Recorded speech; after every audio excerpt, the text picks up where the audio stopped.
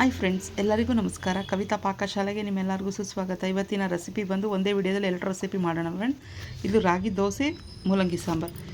ನೋಡಿ, 2 ಈರುಳ್ಳಿ ಇಟ್ಕೊಂಡಿದ್ದೀನಿ ನಾನು ತುರಿದಿರೋದು, ಒಂದು 3 ಮೂಲಂಗಿ, ತುರಿದಿರೋ ಶುಂಠಿ, ಇದು ಹಸಿ ಶುಂಠಿ, ಕೊತ್ತಂಬರಿ, ಕರಿಬೇವು, ಮಾಡೋಕ್ಕೆ ಎಣ್ಣೆ ಬೇಕು. ಇಲ್ಲಿ 400 ಗ್ರಾಮ್ ರಾಗಿ ಹಿಟ್ಟಿದೆ. ಇದು ನೋಡಿ ಅಕ್ಕಿ ಹಿಟ್ಟು, ರವೆ ಇಟ್ಕೊಂಡಿದ್ದೀನಿ ನಾನು 2 ಸ್ಪೂನು. ಇಲ್ಲೆಲ್ಲ ಪೈಸಸ್ ಇದೆ ಫ್ರೆಂಡ್ಸ್. ಏನೇನು ಅಂತ ನಾನು ಹೇಳ್ತೀನಿ. ಬಿಳಿ ಎಳ್ಳಿದೆ, ರುಚಿಗೆ ತಕ್ಕಷ್ಟು ಉಪ್ಪಿದೆ, ಜೀರಿಗೆ ಇದೆ, ಜೀರಿಗೆ ಪುಡಿ, ಒಂದು 3 ಹಸಿಮೆಣ್ಸಿನ್ಕಾಯಿ, ಇಂಗು, ರುಚಿಗೆ ತಕ್ಕಷ್ಟು ಉಪ್ಪು ಹಾಕ್ಕೊಂಡು ನೋಡಿ 2 ಟೇಬಲ್ ಸ್ಪೂನ್ ಅಕ್ಕಿ ಹಿಟ್ಟೆಲ್ಲ ಹಾಕ್ಕೊಂಡಿದ್ದೀನಿ, ರವೆ ಹಾಕ್ಕೊಂಡಿದ್ದೀನಿ. ಈಗ ಹಸಿ ಶುಂಠಿ, ಕೊತ್ತಂಬರಿ, ಕರಿಬೇವಿನ ಸೊಪ್ಪು, ಈರುಳ್ಳಿ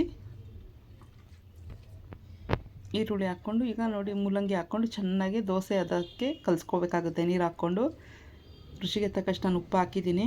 ಜೀರಿಗೆ ಪುಡಿ, ಬಿಳಿ ಎಳ್ಳು ಹಾಕೋಬೇಕು. ಚೆನ್ನಾಗಿರುತ್ತೆ ಫ್ರೆಂಡ್ಸ್ ಈ ದೋಸೆ ಮಾತ್ರ. ಒಮ್ಮೆ ಟ್ರೈ ಮಾಡಿ. ನೀವು ಯಾರೇ ಡಯಟ್ ಮಾಡ್ಕೋಬೇಕು ಅಂತ ಅಂದ್ಕೊತಿರ್ತೀರೋ, ಸಣ್ಣ ಆಗಬೇಕು ಅಂದ್ಕೊತಿರ್ತೀರೋ, ಈ ಥರ ಬ್ರೇಕ್ಫಾಸ್ಟ್ ರೆಸಿಪಿ ಮಾಡ್ಕೊಂಡು ತಿನ್ನೋದ್ರಿಂದ ತುಂಬ ಅಂದರೆ ತುಂಬ ಟೇಸ್ಟಾಗಿ ಬರುತ್ತೆ. ಮೂಲಂಗಿ ಯಾರ್ಯಾರು ತಿನ್ನಲ್ವೋ ಈ ಥರ ನಾವು ಮಾಡಿಕೊಟ್ರೆ ಅವ್ರಿಗೆ ಗೊತ್ತೇ ಆಗೋಲ್ಲ ನಾವು ಮೂಲಂಗಿ ಹಾಕಿದ್ದೀವಿ ಇದರಲ್ಲಿ ಅಂತ ಗೊತ್ತೇ ಆಗೋಲ್ಲ. ಅಷ್ಟು ಟೇಸ್ಟಾಗಿ ಬಂದಿತ್ತು ಇದು ದೋಸೆ ಮಾತ್ರ. ರಾಗಿ ದೋಸೆ ಫ್ರೆಂಡ್ಸ್ ಇದು. ನಾನು ಇದಕ್ಕೇನೂ ಹಾಕಿಲ್ಲ, ಹಿಟ್ಟು ಮಾತ್ರ ಸ್ವಲ್ಪ ಕ್ರಿಸ್ಪಿಯಾಗಿ ಬರಲಿ ಅಂತ 2 ಸ್ಪೂನು ಅಕ್ಕಿ ಹಿಟ್ಟು ಹಾಕ್ಕೊಂಡಿದ್ದೀನಿ. ಒಂದೇ 1 ಸ್ಪೂನು ಉಪ್ಪಿಟ್ಟಿನ ರವೆ ಬರುತ್ತಲ್ಲ ಅದನ್ನು ಹುರಿದು ಹಾಕ್ಕೊಂಡಿದ್ದೀನಿ ಅಷ್ಟೇ. ರಾಗಿ ಹಿಟ್ಟು 400 ಗ್ರಾಮ್ ಇದೆ. ಒಮ್ಮೆ ಟ್ರೈ ಮಾಡಿ ಇದನ್ನು. ತುಂಬ ಅಂದರೆ ತುಂಬ ಚೆನ್ನಾಗಿ ಬಂದಿತ್ತು. 10 ನಿಮಿಷ ರೆಸ್ಟ್ ಮಾಡೋಕ್ಕೆ ಬಿಟ್ಬಿಡಿ. ಇದನ್ನು ಕಲಸಿ 2 ಕಡೆ ಚೆನ್ನಾಗಿ ಬೇಯಿಸ್ಕೋಬೇಕಾಗುತ್ತೆ. ರೆಸ್ಟ್ ಮಾಡೋಕ್ಕೆ ಬಿಟ್ಬಿಟ್ಟು ದೋಸೆ ಹಾಕ್ಕೊಂಡು ಚೆನ್ನಾಗಿ ಬೇಯೋದೇ ಇದು ಇಂಪಾರ್ಟೆಂಟ್. ಈಗ ನೋಡಿ ದೋಸೆ ಹಿಂಗೆ ಹಾಕ್ತಾಯಿದ್ದೀನಿ ನಾನು, ನೀವು ನೋಡ್ತಾ ಇರ್ಬೋದು. ಇದೆಷ್ಟು ಬೇಯುತ್ತೋ ಕ್ರಿಸ್ಪಿಯಾಗಿ ಅಷ್ಟು ರುಚಿಯಾಗಿ ಬರುತ್ತೆ. ಚೆನ್ನಾಗಿ ಬೇಯಿಸ್ಕೊಳ್ಳಿ, ಉರಿ ಜೋರು ಇಡೋಕ್ಕೆ ಹೋಗಬೇಡಿ, ಸ್ಲಿಮ್ಮಲ್ಲೇ ಇರಲಿ, ಚೆನ್ನಾಗಿ ಬೇಯುತ್ತೆ. 2 ಕಡೆ ಕ್ರಿಸ್ಪಿ ಆಗೋ ಥರ ಬೇಯಿಸ್ಕೊಳ್ಳಿ. ಇವಾಗ ಬನ್ನಿ ಇನ್ನೊಂದು ರೆಸಿಪಿ ಮಾಡೋದು ಹೇಳ್ತೀನಿ. ಸಾಂಬಾರಿಗೆ ಏನೇನು ಬೇಕು, ರುಚಿಗೆ ತಕ್ಕಷ್ಟು ಉಪ್ಪು ಬೇಕು. ಮೂಲಂಗಿ 300 ಗ್ರಾಮ್ ಇದೆ, 4 ಟೊಮೆಟೊ ಇದೆ, ಇದು 150 ಗ್ರಾಮ್ ತೊಗರಿಬೇಳೆ ಫ್ರೆಂಡ್ಸ್. ಇದು ಈರುಳ್ಳಿ ಇದೆ, 2 ಈರುಳ್ಳಿ ಇದೆ, ಕರಿಬೇವಿನ ಸೊಪ್ಪು ಒಗ್ಗರಣೆ ಮಾಡೋಕ್ಕೆ. ಇದು ನೋಡಿ ಒಗ್ಗರಣೆ ಮಾಡೋಕ್ಕೆ ಎಣ್ಣೆ. ಇದು ಸಾಂಬಾರು ಪೌಡ್ರ್, ಇದು ಜೀರಿಗೆ, ಸಾಸಿವೆ, ಅರಿಶಿನ ಬೇಕಾಗುತ್ತೆ, ಸ್ವಲ್ಪ ಜೀರಾ ಪೌಡ್ರು, ಧನಿಯಾ ಪೌಡ್ರು, ಅಚ್ಕಾರದ ಪುಡಿ ಬೇಕಾಗುತ್ತೆ. ಸ್ವಲ್ಪ ಎಲ್ಲ ಹಾಕ್ಕೊಳ್ಳೋಣ, ಟೇಸ್ಟಾಗಿ ಬರುತ್ತೆ ಸಾಂಬಾರು. ಈಗ ಮಾಡೋದು ನೋಡೋಣ ಬನ್ನಿ. ಒಂದು ಕುಕ್ಕರ್ಗೆ ಬೇಳೆ ಹಾಕೊಂಡು ತೊಳ್ಕೊಂಬರೋಣ. ಈಗ ಮೂಲಂಗಿ ಹಾಕ್ತಾಯಿದ್ದೀನಿ. ನೀವು ನೋಡ್ತಾ ಇರ್ಬೋದು 300 ಗ್ರಾಮ್ ಬೇಳೆ ಇದಿದೆ, ಇದು ಮೂಲಂಗಿ ಇದೆ. ನಾನು ಚಟ್ನಿ ಎಲ್ಲ ಏನು ಮಾಡ್ಕೊತಾ ಇಲ್ಲ ಫ್ರೆಂಡ್ಸ್.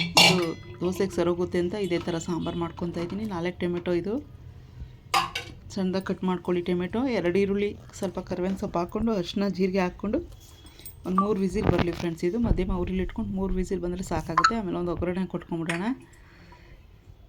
ವಿಡಿಯೋ ಇಷ್ಟ ಆದಲ್ಲಿ ಒಂದು ಲೈಕು ಶೇರು ಮಾಡಿ, ಫ್ರೆಂಡ್ಸ್ಗೆ ಫ್ಯಾಮಿಲಿಗೆ ಶೇರ್ ಮಾಡಿ. ಸಬ್ಸ್ಕ್ರೈಬ್ ಮಾಡ್ಕೊಳ್ಳಿ ಫ್ರೆಂಡ್ಸ್, ಪ್ಲೀಸ್ ಸಬ್ಸ್ಕ್ರೈಬ್ ಮಾಡ್ಕೊಳ್ಳಿ ಫ್ರೆಂಡ್ಸ್. ಮೂಲಂಗಿ ಯಾರೂ ಅಷ್ಟಾಗಿ ತಿನ್ನೋಕ್ಕೆ ಇಷ್ಟಪಡಲ್ಲ ಫ್ರೆಂಡ್ಸ್. ಹಿಂಗೆಲ್ಲ ಮಾಡಿಕೊಟ್ರೆ ತಿಂತಾರೆ, ಅದಕ್ಕೋಸ್ಕರ ಈ ಮೂಲಂಗಿ ದೋಸೆ ಮಾಡ್ತಾ ಇರೋದು ನಾನು. ಒಮ್ಮೆ ಟ್ರೈ ಮಾಡಿ. ನಾನು ಚಟ್ನಿ ಎಲ್ಲ ಏನು ಮಾಡ್ಕೊಂಡಿಲ್ಲ, ಸಾಂಬಾರೇ ಮಾಡೋಣ ಅಂತ ಮಾಡ್ತಾಯಿದ್ದೀನಿ. ಈಗ ಇದು ವಿಸಿಲ್ ಬರಲಿ, ಅಷ್ಟು ಬೇಗ ನಾವು ಒಗ್ಗರಣೆ ಮಾಡ್ಕೊಂಬಿಡೋಣ. ಇದು ದೊಡ್ಡ ಸ್ಪೂನಲ್ಲಿ ಎಣ್ಣೆ ಹಾಕ್ಕೊಂಡಿದ್ದೀನಿ ನಾನು. ಸಾಸಿವೆ ಹಾಕ್ಸ್ಕೊಂಡು ಸಿಡಿಸ್ಕೊಳ್ಳೋಣ. ಸಾಸಿವೆ ಸಿಡಿದ್ಮೇಲೆ ಸ್ವಲ್ಪ ಜೀರಿಗೆ ಹಾಕ್ಕೊಂಡು, ಈರುಳ್ಳಿ, ಕರಿಬೇವಿನ ಸೊಪ್ಪು ಹಾಕ್ಕೊಂಡು ಸ್ವಲ್ಪ ಹಿಂಗೆ ಹಾಕ್ಕೊಳ್ಳೋಣ. ಹಿಂಗೆ ಹಾಕ್ಕೊಂಡು ಎಲ್ಲ ಸ್ಪೈಸಸ್ಸಿಗೆ ಹಾಕ್ಕೊಳ್ಳೋಣ. ಜೀರಿಗೆ ಪುಡಿ, ಅರಿಶಿನ ಪುಡಿ, ಅರಿಶಿನ, ಧನಿಯಾ ಪುಡಿ, ಸಾಂಬಾರು ಪೌಡ್ರ್ ಹಾಕ್ಕೊಂಡ್ರೆ ಒಗ್ಗರಣೆ ರೆಡಿ ಆಗುತ್ತೆ ಫ್ರೆಂಡ್ಸ್.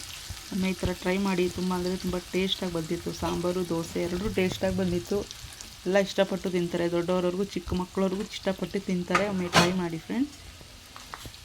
ವಿಡಿಯೋ ಇಷ್ಟ ಆದಲ್ಲಿ ಒಂದು ಲೈಕ್ ಮಾಡೋದನ್ನ ಮರಿಬೇಡಿ.